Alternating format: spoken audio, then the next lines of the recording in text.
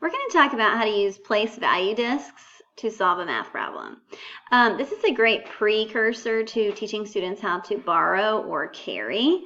But anyway, before you do place value discs, you want to really explain number sense to your students so that they know exactly what the place value disc 10 or 100 or 1 actually means. You can do this with subtraction or addition. I'm going to show you both ways. So let's say we have 52 plus 37. So I have it written like this, and then over in this blank spot, I'm going to write a place value chart. Hundreds, tens, and ones. And I'm going to use place value discs to create these two numbers. So I'm going to create 52. So that means I'm going to draw 5 tens place value discs. And that just looks like this. 5 circles with the number 10 in there. Okay? Just like that. That represents 50. And then I have 2 ones. 1, 2. I oftentimes like to have students to have out maybe 2 different types of crayons or colored pencils to do this so they can see both numbers. And then I'm going to create 37. So that would be 3 tens place value discs and 7 ones. So all I have to do now is add those up. And 2 plus 7, that's 9. So then I have 9 ones, and then I have 8 tens, which equals 80. So my answer is 89. Now, this is also great, like I said, as a precursor for carrying or borrowing. So the way that you do that, let's say that I have 123 plus 98. Okay, so what I'm going to do is I'm going to write my number, draw my hundreds chart or my place value chart, hundreds, tens, and ones, and then I'm going to draw those numbers in. So that means I will have 100, 2 tens, and 3 ones to represent 123. And then I will have 9 tens, 1, 2, 3, 4, 5, 6, 7, 8, 9 tens, to represent the 9 value in 98, and then 8 ones. And what I'm going to do here is I'm going to do something called bundling. Bundling is a term that you're going to see in Eureka when you just simply put units together.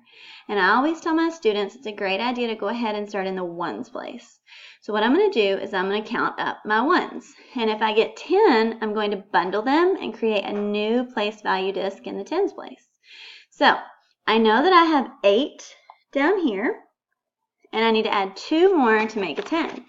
So all I'm going to do is I am going to bundle like this, put them together, and then I'm going to draw an arrow, and this is nice to have a third color, and I'm going to create a new 10. Okay, so that is how, this is sort of the precursor to carrying. So as you can see here, I'm in the tens place, and now I have 1, 2, 3, 4, 5, 6, 7, 8, 9, 10. Ooh, I have 10 tens. I can bundle that. So what I'll do is I will draw a box around that, and then I will create a new 100. It's very super important for students to understand the value of the place value discs.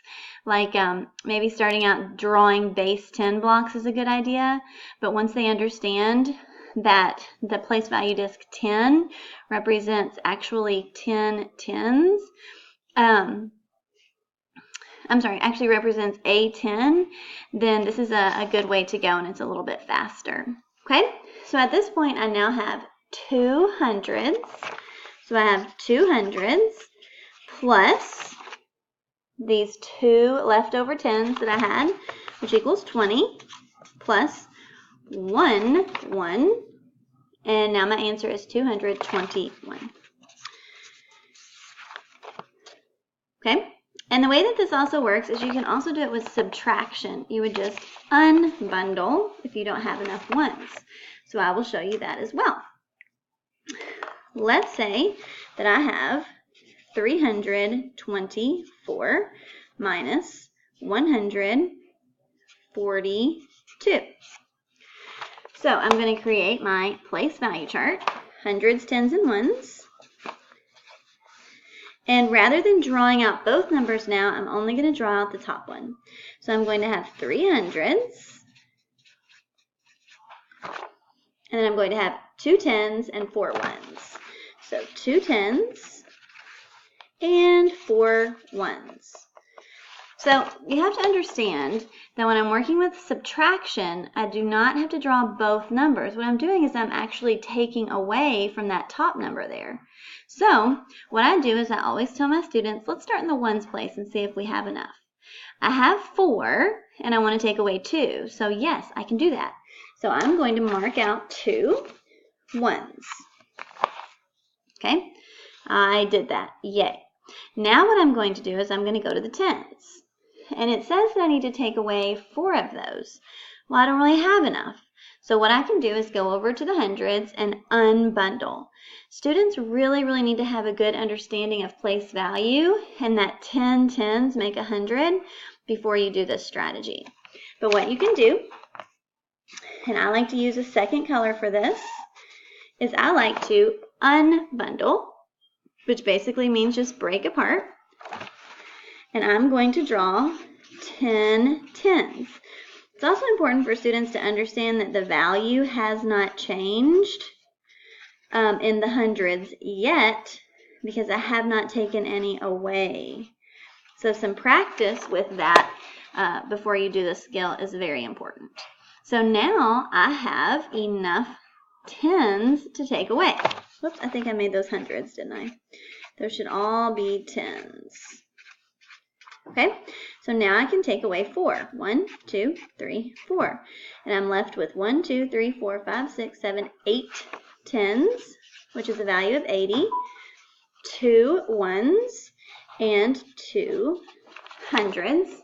So now my answer is 282. 282.